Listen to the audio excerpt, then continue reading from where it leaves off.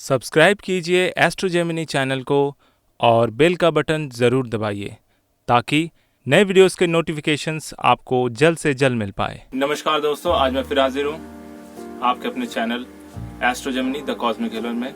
और आज आपके पास मैं एक बहुत ही इम्पोर्टेंट पॉइंट लेके आया हूँ, वो है सूर्य और राहु चौथे भाव में होते हैं तो किस तरह के रिजल्ट्स देते हैं। अगर किसी कुंडली में चौथा भाव, सबको पता है कि वो माता का होता है, सुख सुविधाओं का होता है, वाहन का होता है, पॉपुलैरिटी का होता है। तो चौथे भाव में जब सूर्य और राहु दोनों एक साथ बैठ जाते हैं तो वहां पर राहु जो है सूर्य को कुछ हद तक प्रोटेक्शन देना या फिर किसी भी तरह के बड़े इवेंट से सेव करता है, मतलब बड़े बैड इवेंट से सेव करता है। चौथे भाव का सूर्य जैसे माता के साथ संबंध बहुत मधुर होते हैं, उसी प्रकार जब राहु और सूर्य एक साथ बैठते हैं तो माता के साथ संबंध ना तो बहुत ज्यादा मधुर होते हैं और ना ही बहुत ज्यादा खराब होते हैं। मतलब कभी कभी माता के साथ बहुत ज्यादा प्यार, कभी कभी उनके साथ झगड़ा, लेकिन कभी भी ऐसा नहीं होता कि दोनों के बीच में दूरी हो जाए, दोनों के बीच में प्यार बना रहता है।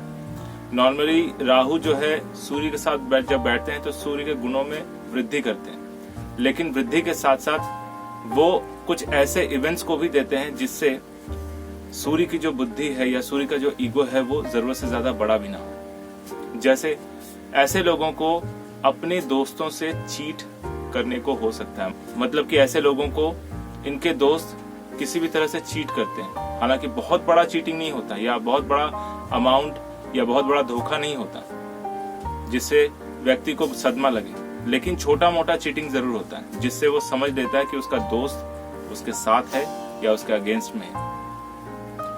चौथे भाव में अगर राहु और सूर्य एक साथ ही विराजमान है और डिग्री के नजदीक हैं तो ऐसी अवस्था में होता यह है कि गवर्नमेंट द्वारा रूटीन इंक्वायरी की जाती है। हालांकि किसी बड़े मामले में फंसने की स्थिति नहीं रहती है, लेकिन रेगुलर रूटीन एक इंक्वायरी या एक तरह समझ लीजिए कि हर तरह से लेखा जोखा यानी काम का लेखा जोखा लेना ये लगा रहता है।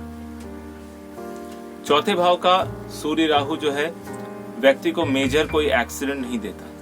छोटी मोटी सर्जरी या छोटा मोटा कटना या छोटी सी बहुत ही मामूली घाव होने की संभावना रहती है, बहुत मेजर प्रॉब्लम होने की संभावना नहीं रहती। राहु और सूर्य चौथे भाव में जब विराजमान होते हैं तो व्यक्ति का जो मिडिल पार्ट यानी स्पेशली पेट का जो एरिया है, चाहे लड़का हो या लड़की, उसमें थोड़ा सा बल्क आता है, उसमें थोड़ा सा फैट आता है। ऐसे लोग थोड़े से मोटे दिखते हैं, लेकिन इतने भी मोटे नहीं होते कि उनका शरीर बिल्कुल भी बदरंगा या बेकार दिखने में लगे। उनको थोड़ा बहुत फैट कमर के पास और ये पेट के पास होता है।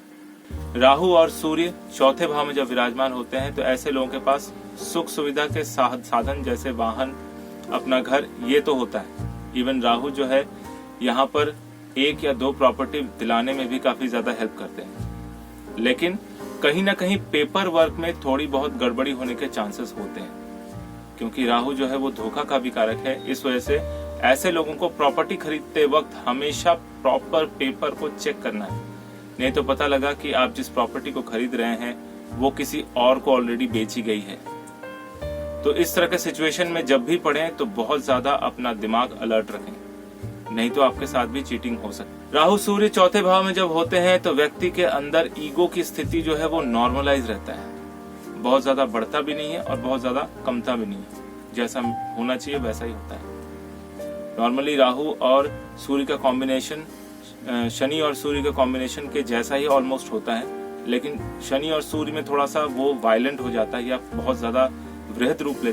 उसी प्रकार से राहु और सूर्य चौथे भाव में इतना ज्यादा वायलेंट नहीं होते। छोटी छोटी घटनाएं हमेशा थोड़ी थोड़ी होती रहती है। ऐसे लोगों को अपने कॉलीग से सावधान रहना चाहिए, क्योंकि इनके कॉलीग इनको किसी भी तरह के षड्यंत्र में फंसा सकते हैं।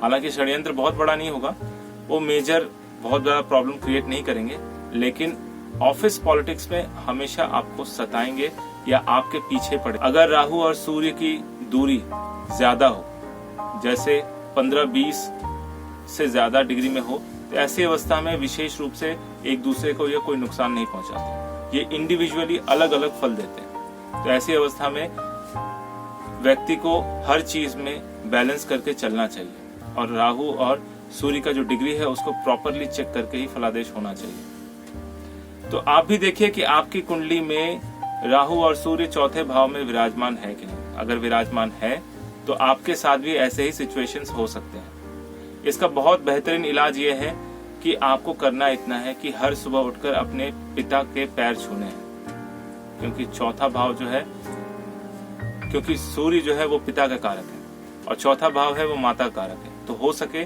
तो माता और पिता दोनों के ही पैर आप सुबह उठकर जरूर छूइए। इससे जो है राहु का जो बैड इफेक्ट है वो पूरी तरह से खत्म हो जाएगा। तो आपको मेरा वीडियो कैसा लगा कमेंट करके जरूर बताइए। अगर अच्छा लगा तो लाइक कीजिए, दोस्तों के साथ शेयर कीजिए। अगर आप मेरे चैनल में नए हैं तो सब्सक्राइब करना बिल्कुल ना भूलें। मेरा ये वीडियो देखने के लिए आपका बहुत बहुत धन्यवाद।